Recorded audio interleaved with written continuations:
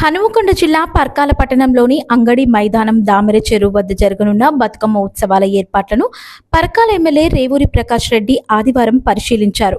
ఈ సందర్భంగా ఎమ్మెల్యే మాట్లాడుతూ బతుకమ్మను పూజించడం, గౌరవించడం మన తెలుగు సాంప్రదాయం. కానీ బీఆర్ఎస్ పార్టీ కొందరు మహిళలతో కలిసి రాజకీయ లబ్ధి కోసం ఉపయోగించుకుంటున్నారు. తరతరాలుగా వస్తున్న సాంప్రదాయ పాటలను వక్రీకరిస్తున్నారు. ఇది మన సాంప్రదాయం కాదని హెచ్చరించారు.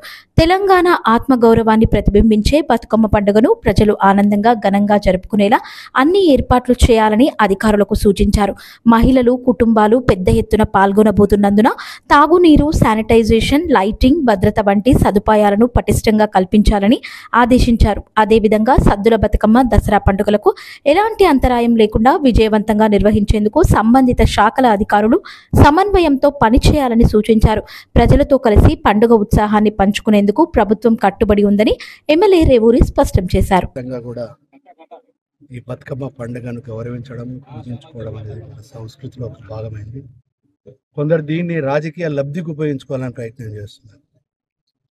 మొన్న చూశాను, బీఆర్ఎస్ వాళ్ళు ఒకటేదో మహిళలతో కూడి ఒక పాట రిలీజ్ చేసిన, అంటే ట్రెడిషనల్ సాంగ్స్ ఏవైతే ఉన్నాయో, అంటే రైతులకు సంబంధించి కానీ, కుటుంబాలకు సంబంధించిన కానీ, మనిషి జీవన యొక్క సరళి గురించి కానీ మంచి మంచి పదాలతోటి ప్రజలలో ఆ రోజు మహిళా సోదరిమణులు తరతరాలుగా దీని చరిత్ర కొన్ని 10 సంవత్సరాలు 20 సంవత్సరాలు కాదు, ఒక రకంగా చెప్పాలంటే 100 సంవత్సరాలు ఉన్న చరిత్రను వాళ్ళ కొందరు వక్రీకరించాలని ప్రయత్నం చేస్తున్నారు.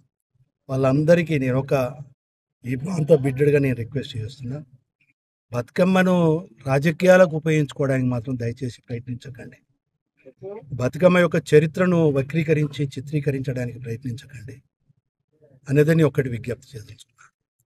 ఏదేమైనా రేపు మన పర్కాల నియోజకవర్గానికి సంబంధించి, పర్కాల హెడ్ క్వార్టర్కి సంబంధించి జరుగుతున్న పనులు కూడా పరిశీలించినాం.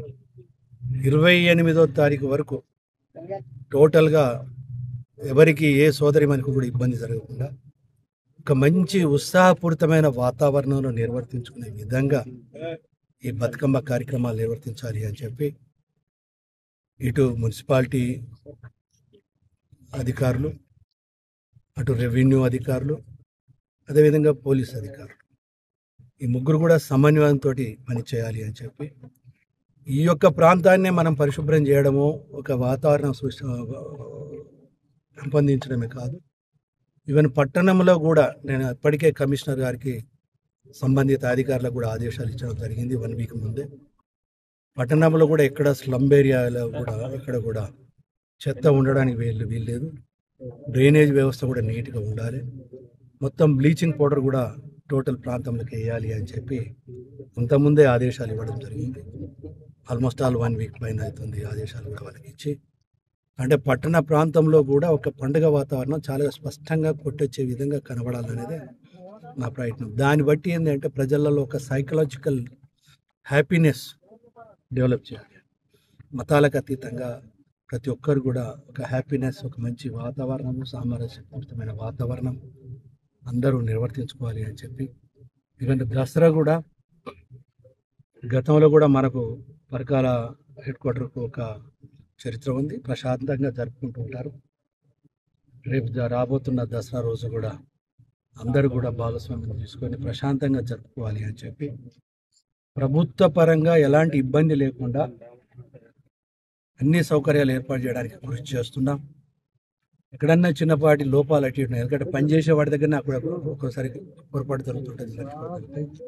అటువంటి ఏమైనా చిన్న పొరపాటు దృష్టికి వచ్చినా కూడా సంబంధిత అధికారులకు చెప్పండి.